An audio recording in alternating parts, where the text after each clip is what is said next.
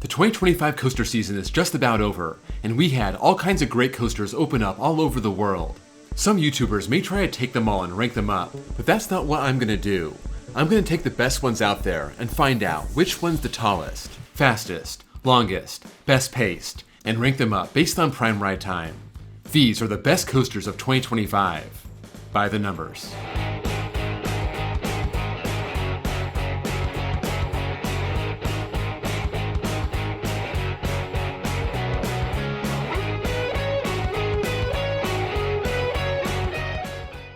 If you're new to this series, prime ride time starts when the train picks up speed off the lift and ends when it hits the final brakes. For launch coasters, the clock starts when the launch starts. Mid-course brake runs are left in, but if they slow the train down too much, it'll extend the ride time but hurt the pacing. With the help of Google Maps and the Pythagorean theorem, I'm able to take out the lift, station, and brakes from the overall length, so the number on RCDB will not match the number on your screen. I chose 18 coasters for this list, but I'm going to have to leave out Six Flags Qiddiya. That's supposed to open by the end of the year. At the time of this recording, that date isn't set yet, and even if it does, it's going to be hard to get POVs and footage of those coasters to include in the video, so sadly, those need to be left off. In 18th place with 28 seconds is Fire Runner at Lost Island, an RMC Raptor. The latest Raptor prototype. This actually the same leveled off version as Stunt Pilot, also using 12-car trains which might slow it down a little bit. That 92-foot drop is 11th, also near the middle in speed at 52 miles an hour, 11th in length at over 1,500 feet, ripping through its 3 inversions like these Raptors tend to do, even with the extra cars in the train, all the way up at 6th place in pacing at 54.7 feet per second. In 17th place with 29 seconds is Wiener Looping at Wiener Prater in Austria, a mock ride's Big Dipper. The opposite of long trains, these are tiny 2-row, 4-across trains that are very nimble, and this is a very compact but extreme coaster, also having 3 inversions but covering 200 feet less track, second to last. But it stands 101.7 feet tall, which is up at 10th, so taller than Fire Runner but not as fast. 12th place in speed at 50.3 miles an hour, having a really good looking hang time moment which doesn't help the pacing, in the bottom half at 46 feet per second. In 16th place with 30 seconds is Circuit Breaker at Codaland, a Vekoma tilt coaster. This opened during a race in October. Even though Codaland isn't officially a full-time park, this counts. And at 131 feet tall, it's right there in the middle in 9th place. Dangling riders in that vertical position, dropping down at a top speed of 58 miles an hour, that's 8th, tearing through 1,467 feet of track, down at 13th, and it lands right in the middle of the pacing list, 9th place at 48.9 feet per second. In 15th place with 33 seconds is Helios at Phantasiana in Austria, a mock ride's Big Dipper. Even smaller than Wiener Looping, this Big Dipper replaced another small coaster, Wild Train, but it packs in 3 inversions over that 1,123 feet of track, and 200 feet shorter than Wiener Looping. Also, 26 feet shorter in height. That's 75.5 foot drop, putting it in 13th. Also, 13th in speed at 46.6 miles an hour, and back in 15th place for pacing, only 34 feet per second. In 14th place with 37 seconds is Flash Coaster at Aquashow Family Park in Portugal, a mock rides launch coaster. This has a swing launch and reminds me a lot of Gale Force at Playland's Castaway Cove, or even a Skyrocket 2, going back and forth and getting up to 56.6 miles an hour, right in the middle in 9th place, maxing out at 137.8 feet, 7th place, covering 3 inversions, and when you consider the swing launch, ends up covering about 1,361 feet of track, 4th to last in 15th place. So, not a stat monster, but an extreme compact coaster. In 13th place with 38 seconds is Wrath of Rakshasa at Six Flags Great America, a B&M dive coaster. Not quite the small scale dive, but not a 200 plus footer either. This is the rare intermediate dive, starting with a 171 foot drop, 2nd place. Also 2nd in speed at 67 miles an hour, but it's not top tier in length. It's closer to the middle of the pack, just over 2,600 feet in 7th place, covering 5 inversions, and doing so very quickly. It tops the field in pacing at 69.1 feet per second, a full 2 feet per second ahead of the 2nd place coaster. Tied for 11th place with 39 seconds is Yoe at Wallaby Holland, an RMC dueling Raptor.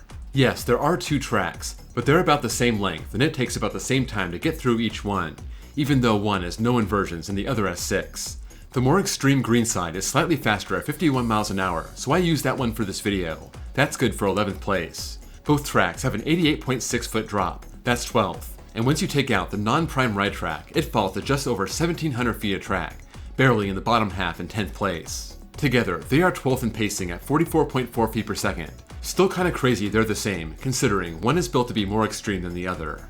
Tied for 11th place with 39 seconds is Siren's Curse at Cedar Point, a Vekoma tilt coaster. Our second and final tilt coaster on this list. Siren's Curse is 29 feet taller than Circuit Breaker. 160 feet is good for third, but the listed speed is only 0.4 miles an hour faster, so that's weird, but good for 7th place.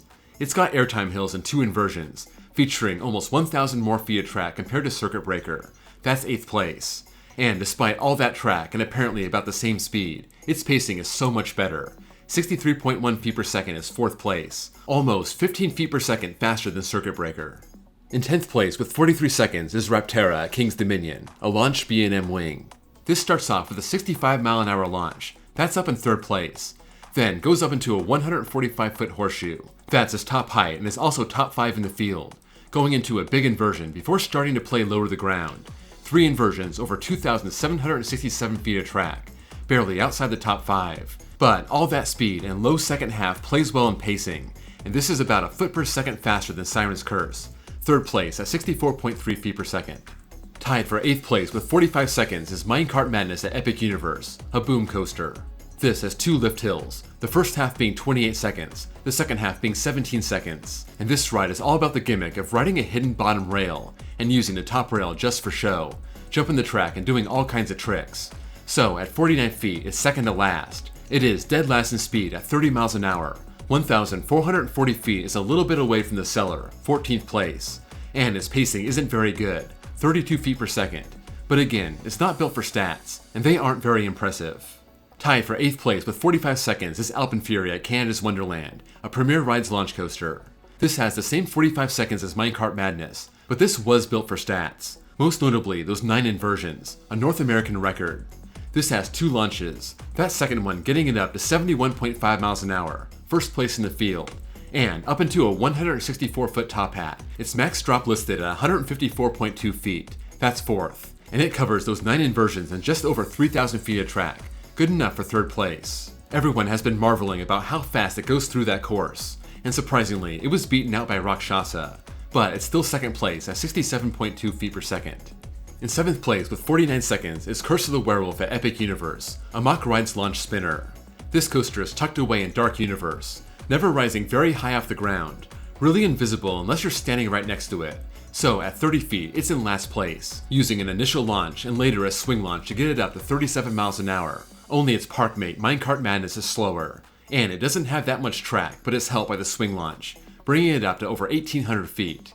That lands right in the middle in 9th place, and its pacing isn't very impressive, 13th at 37.6 feet per second, but still pulls some forces with those tight turns and good spinning.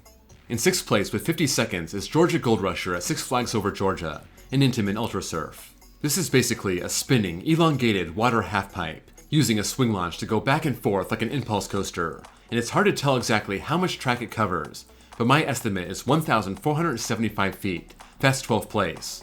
Those launches eventually getting up to 60 miles an hour, that's top 5.